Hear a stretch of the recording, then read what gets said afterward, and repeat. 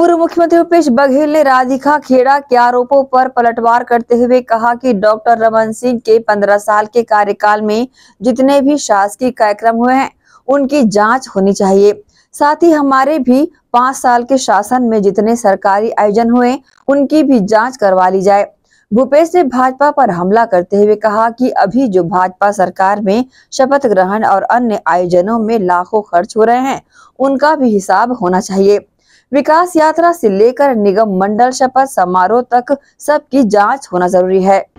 जहाँ तक के शासकीय कार्यक्रमों की बात है, कितने शासकीय कार्यक्रम हुए? 15 साल रमन सिंह थे, कितने शासकीय कार्यक्रम हुए? हमारे 5 साल के कार्यकाल में और अभी के कार्यकाल में कितने की जांच कर रहे हैं लोग? सबकी जांच करा लें, सभी में जांच कराए ना। रमन सिंह जो विकास यात्रा निकाले थे उसकी भी जांच करा लो। बलौदाबाजार में कौन कौन से विभाग कितना खर्च किया, पूरे प्रदेश का निकाले। 15 साल वो निकाले, हमारा भी निकाले, अभी 1.5 साल इनका भी हो गया, उनका निकाले। ये जो शपथ लिए ना अभी मंडल निगम के लोग, उसमें लाखों खर्च हुआ है, उसका भी हिसाब किताब कर ले, उसकी जांच कराए सब। देखिए, एक तरफ ये है कि खासकर पुलिस विभाग में उनको कोई वीकली आप तो मिलता नहीं, और ऐसे में एक तो उनका पारिवारिक दबाव भी रहता है, काम का भी दबाव रहता है, ना अपने शरीर के बारे में देख पाता पुलिस वाले, ना मानसिक स्थिति। तो लगातार 24 घंटा यदि ड्यूटी में रहे तो उसकी मानसिक स्थिति क्या रहेगी?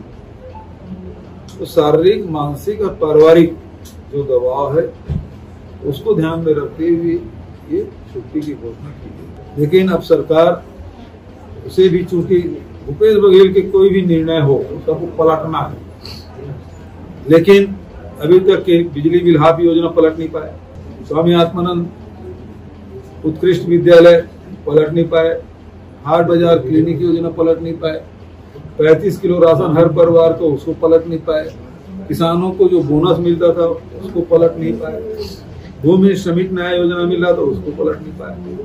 कोशिश तो हो सकती है, गौठान भर बंद करा, वो कोई नाम से करे, लेकिन उसको अभी वाटर रिचार्जिंग के बारे में आप कह रहे हैं। जब हम लोग नर्वस बात करते थे तो हंसी उड़ाते थे। तो जितने काम हमने कर दिया, वो कोशिश तो होती है कि इसको काम बंद कर दें। तेंदू पत्ता हम लोग 4000 देने की बात की थी, ये लोग 5000, लेकिन अब खरीद ही नहीं रहे। किसी एक दिन का, किसी गाँव 2 दिन का, बस इतने खरीदे। हम नक्सलियों को पकड़ रहे हैं, सरेंडर करा रहे हैं, मुठभेड़ होने पर उसको मार रहे हैं, घेर के उसको मार रहे हैं।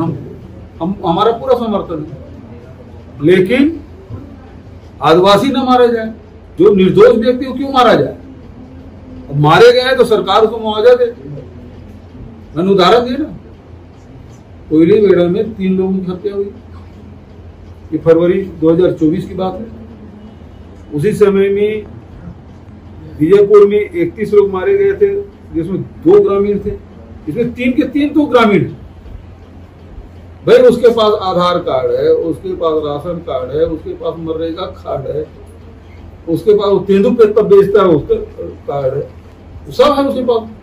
गांव वाले कह रहे हैं कि गांव ही रहता है, तो उसको कैसे नक्सली मान लोगे? अब ये हो गया, मान लो गलती से धोखा मार, स्वीकार करना चाहिए ना।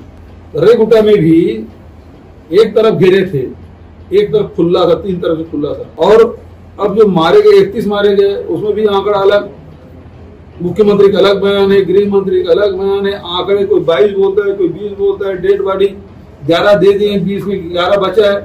ये कौन सा गणित है भाई? तो आप तो इस पे है ना।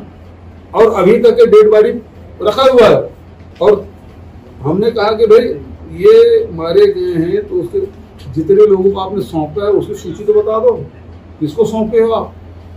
इसकी बात नक्सल समाप्त हो, कांग्रेस पार्टी समर्थन में, विरोध में नहीं है, लेकिन आम ग्रामीण जन मारे जाए इसकी बात कौन कहे? नक्सली पता किसी को मार दोगे?